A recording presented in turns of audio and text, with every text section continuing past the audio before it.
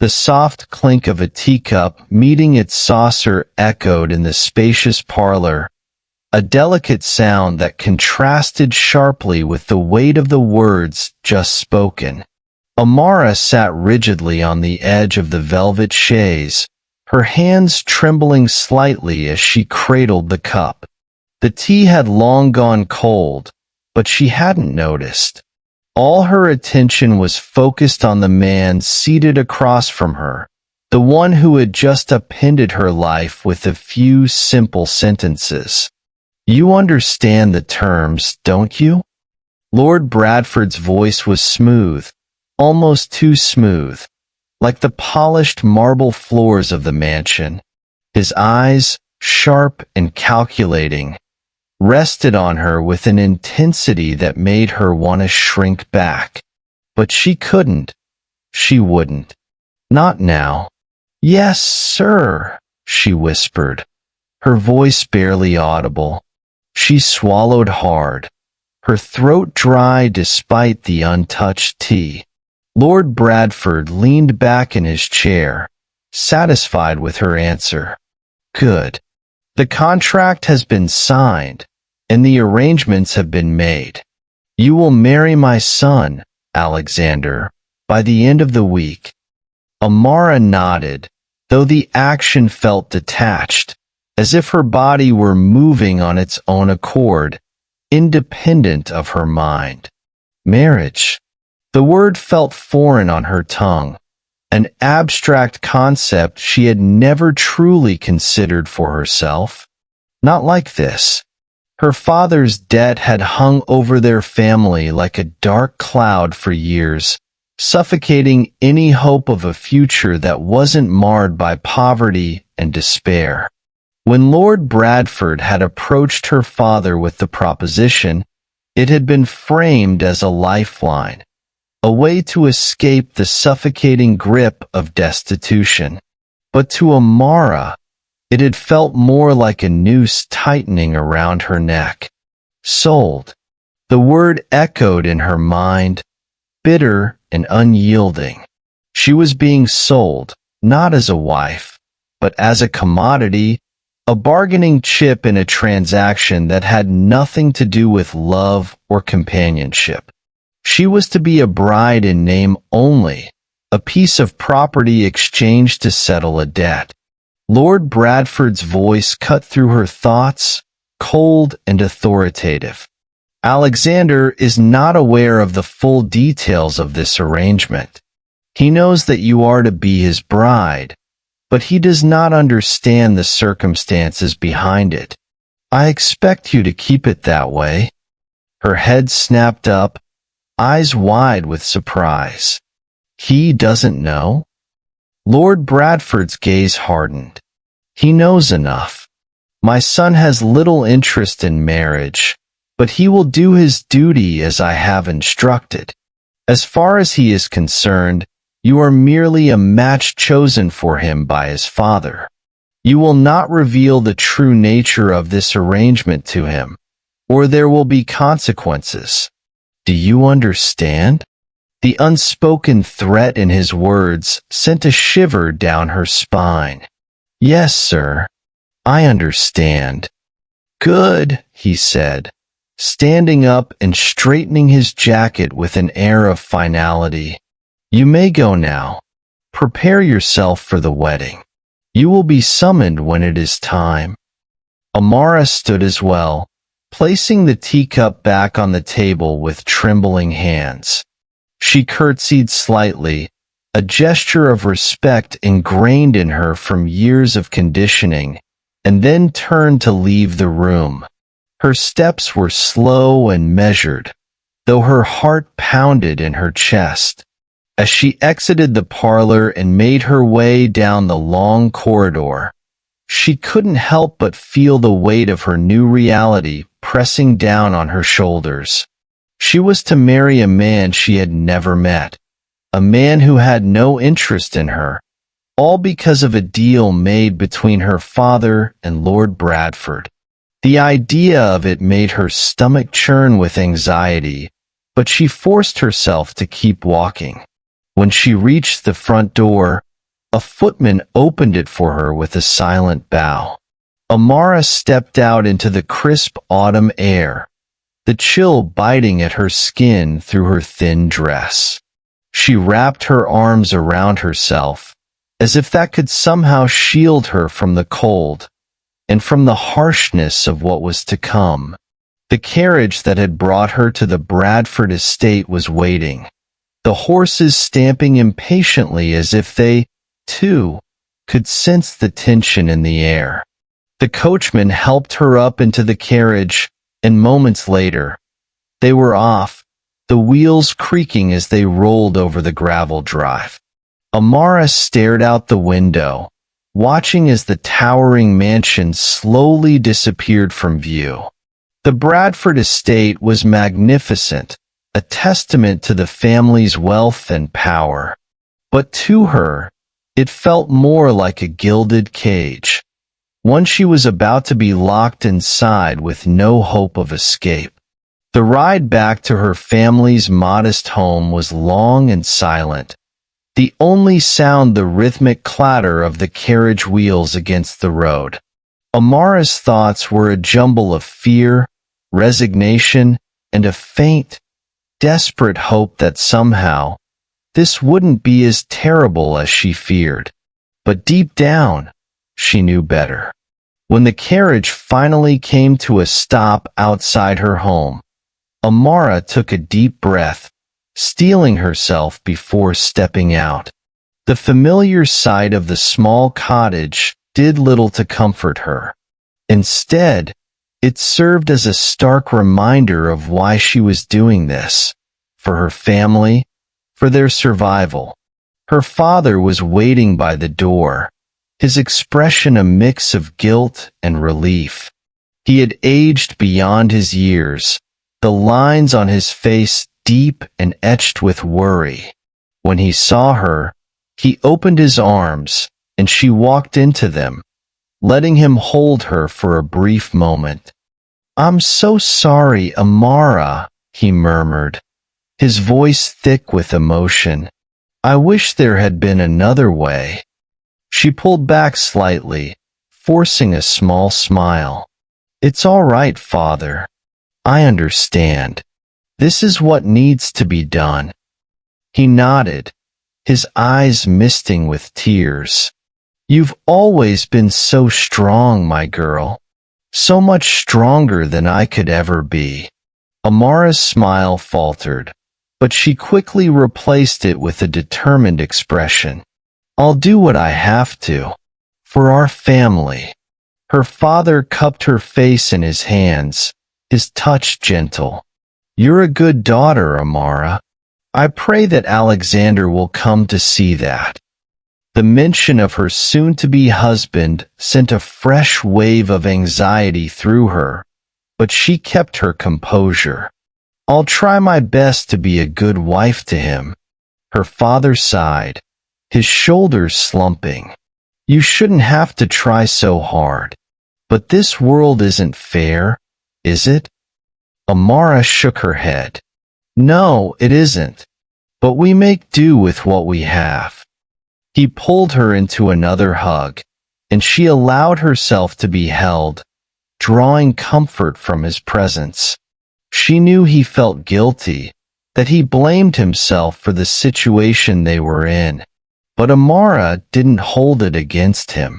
They had both been dealt a difficult hand, and this was the only way to play it.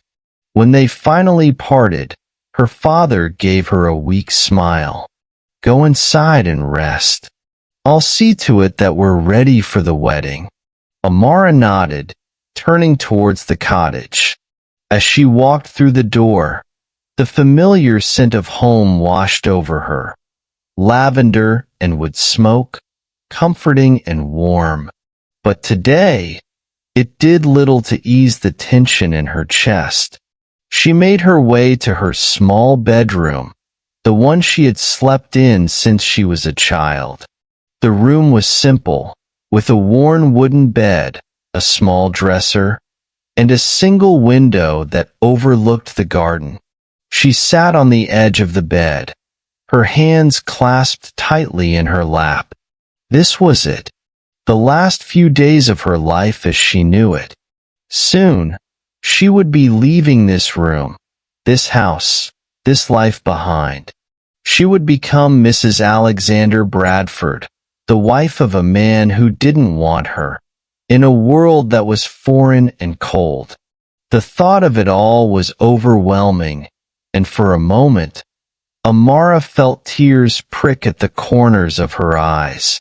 But she blinked them away, refusing to let herself cry. Tears wouldn't change anything.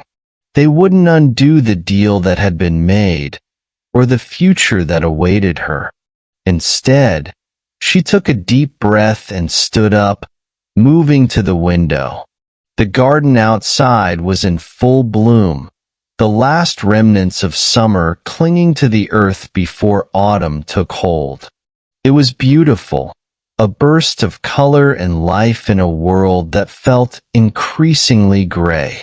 Amara watched the flowers sway in the breeze, and for a moment, she allowed herself to dream.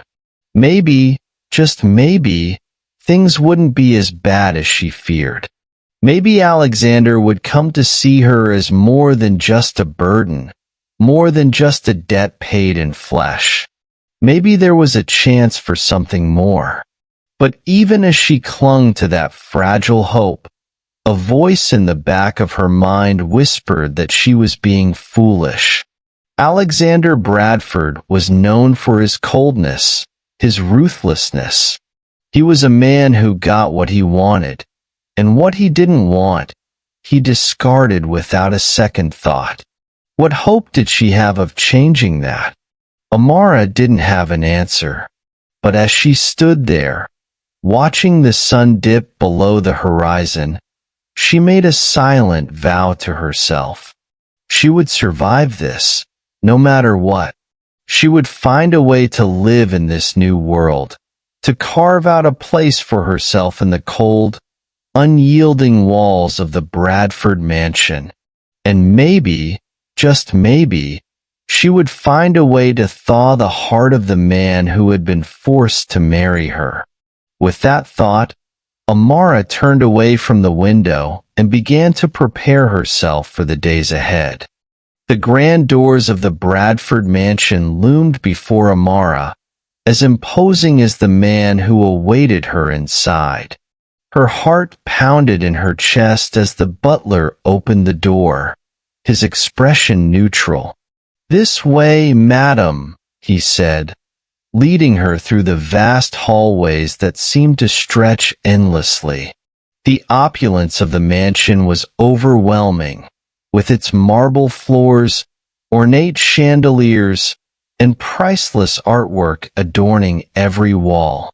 It was a far cry from the simple life Amara had known, and she felt even smaller, more insignificant, as she walked through the corridors. They reached a set of double doors, and the butler knocked once before pushing them open. "Master Alexander is inside." Amara swallowed hard and stepped into the room. The first thing she noticed was the cold. The air was thick with an icy tension that seemed to emanate from the man standing by the window, his back to her. Alexander Bradford was tall, his posture rigid, and even without seeing his face, she could feel the disdain radiating from him. "Leave us," Alexander commanded, his voice a deep rumble that sent a shiver down her spine. The butler bowed slightly and exited the room, closing the doors behind him with a soft click. For a moment, there was only silence. Amara stood there, unsure of what to do or say. She clasped her hands together, trying to steady her nerves, but her fear was palpable. Finally, Alexander turned to face her. His eyes were cold, hard, like chips of ice. He regarded her with a look that made her feel as though she were nothing more than a speck of dust on his polished floor. "So, you're the woman my father chose," he said, his tone laced with contempt. Amara nodded, unable to find her voice. The weight of his gaze pinned her to the spot, making her feel small and powerless. "Let's make one thing clear," Alexander continued, stepping closer. "I didn't ask for this marriage, and I certainly don't want it. You are here because my father decided it would be beneficial for the family. Nothing more." His words cut deep, but Amara forced herself to remain composed. "I understand," she managed to say, her voice barely above a whisper. "Do you?"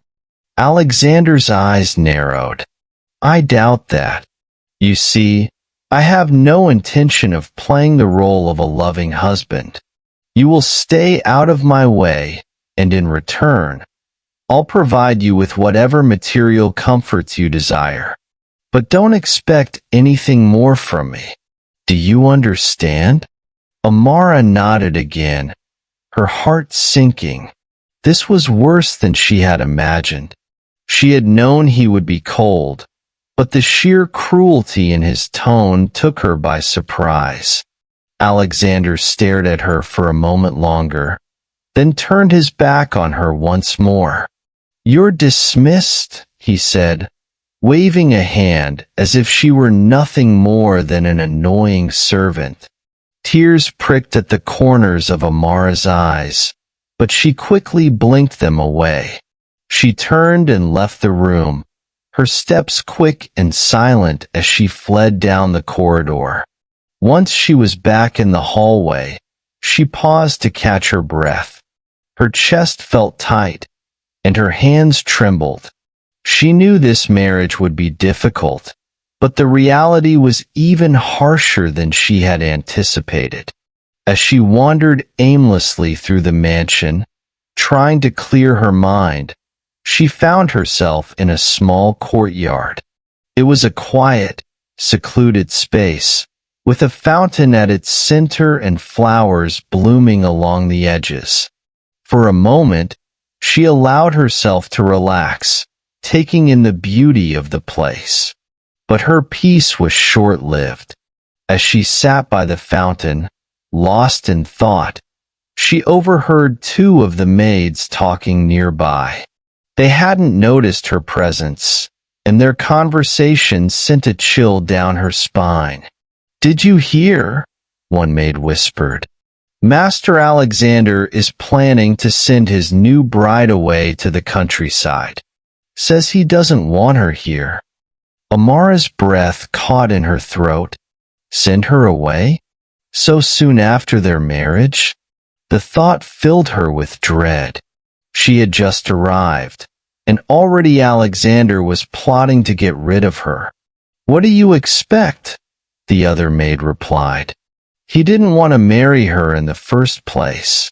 She's nothing more than a burden to him." Amara's mind raced. If Alexander sent her away, she would be completely isolated, cut off from everything and everyone. She would be trapped in a life of loneliness, with no escape. The maids continued their conversation as they walked away, leaving Amara alone with her thoughts.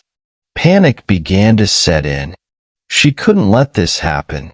She couldn't allow herself to be cast aside so easily. Determined to do something, anything, to change her fate, Amara hurried back to the mansion. She had to find a way to make Alexander see her as more than just an unwanted burden. She had to show him that she was worth more than the sum of the deal that had bound them together. As she reached the door to her quarters, Amara paused, her hand resting on the handle. She had no idea how she was going to accomplish this, but one thing was certain. She wasn't going to give up without a fight. But as she stepped inside, her resolve was immediately tested. Sitting on the bed was a single suitcase, packed and ready. The sight of it sent a jolt of fear through her. And there, lying on top of the suitcase, was a letter, sealed with the Bradford family crest. Her hands shook as she picked it up, dread pooling in her stomach. She broke the seal and unfolded the paper, her eyes scanning the words that confirmed her worst fears.